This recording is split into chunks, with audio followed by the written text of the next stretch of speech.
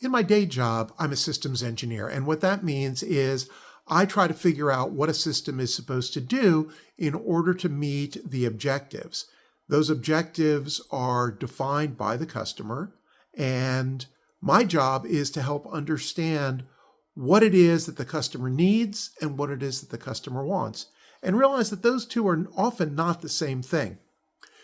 Also, over my career, I have seen a lot of quality improvement efforts. We've tried a lot of things, and some work a little bit, some work better than others, but most of the time they come down to this do it right the first time attitude. And the thing is, and the profession is slowly learning this, that attitude, it's not possible to always find the best possible solution for all conditions. And as a matter of fact, to try to do so is a recipe for failure and for taking way too long and not getting things done. Said another way, the perfect is the enemy of the good, or really the good enough. Also related, there are many conditions that just can't possibly be predicted at the beginning of a project or when you first start doing some things. Conditions change, the environment changes, the requirements have to change along with that. Now, the challenge is to design in enough flexibility to cover most of those future uses without blowing out your budget. Hi, I'm Jeff. Welcome to the Ham Radio Newbie. I'm the Ham Radio Newbie. In this short-ish video, we're going to discuss the things that you need to think about when choosing a ham radio. Now, this is going to be true whether you're looking for your first or whether you're 20th. And there are a bunch of things that you should consider because if you think about it, you'll be happier in the long run with your decision. Now, what I'm not going to do is tell you what radio to buy. Rather, I'm going to give you some of these concepts that I considered when trying to figure out what radio I wanted. In the next video, which will immediately follow this one, I'm going to try to put it out today too, I'm going to show you some of the radios that I bought and why I did it, what my requirements were, and how I got there. Okay, so let's get to it. Basically, there's three things that you need to consider. The first is, what do you want to do with the radio? The second is, what are you allowed to do with the radio? And then, probably the most important, what can you afford to do with the radio? So when I talk about what do I want to do with the radio, I start by asking simple things. What bands do I want to use? Do I want to use phone, that is voice, or code, or do I want to use both? Am I going to do digital modes or am I going to ignore them? What about DMR and talk groups and things like that? Do I want to get involved with those? Are there talk groups locally, not talk groups, but nets that I may want to get involved with and start learning to use the radio? Things like that. Do I want to talk just locally? Or do I want to go longer distances? Or do I want to go DX, halfway around the world? And if it's local, what types of repeaters are available in my area? You may recall in my previous video from Philadelphia, there were no repeaters that were available to me. There were only digital repeaters where I was. Other things. Are you going to operate solely in your shack, here at a desk where you've got a bench top? Or do you want to get out in the field and do you need to do some portable for POTA SOTA operations? You need to consider both long-term and short-term because, and this has happened to me, what you want to do might change and your decisions might change and you want to have enough flexibility to be able to support it without breaking the bank. I'll come to breaking the bank later.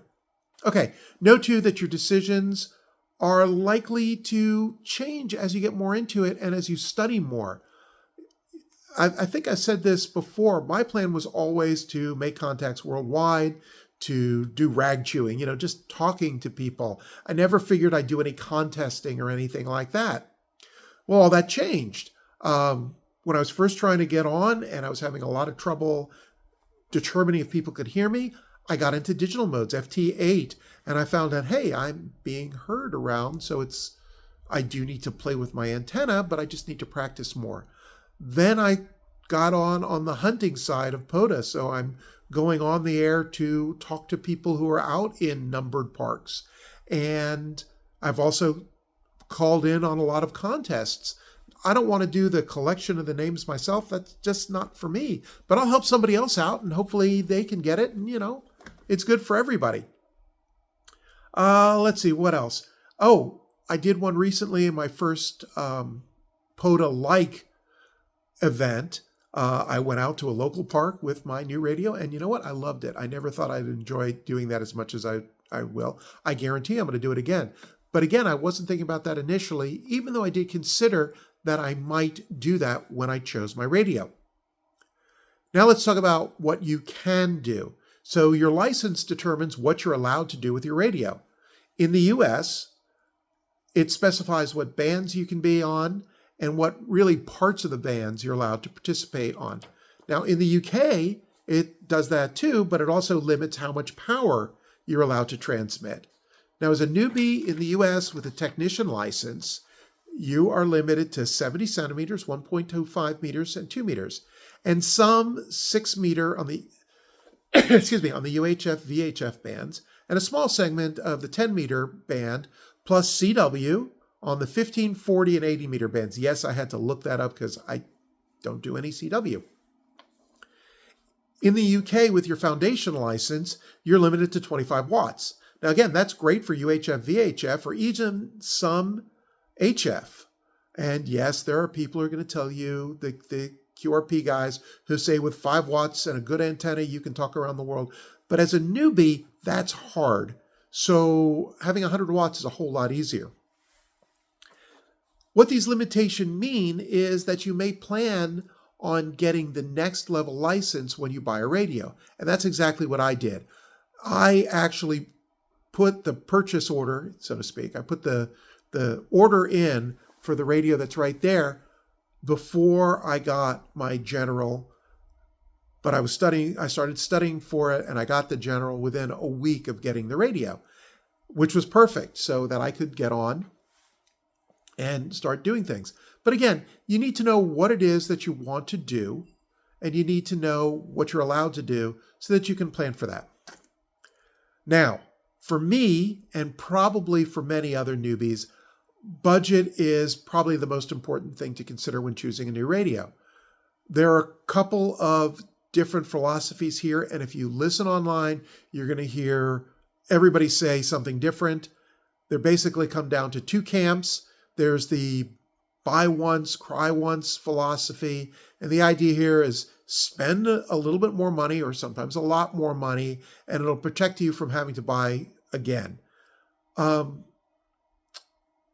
That's similar to being penny wise and pound foolish, because, sometimes buying the cheapest doesn't get you what you want to do, and you end up having to buy additional things, and that runs up your bill. That is actually what happened to me, that second part.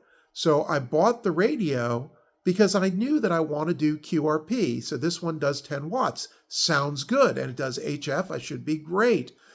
But like I said, as a newbie, making connections on 10 watts was harder. So I ended up buying the amplifier.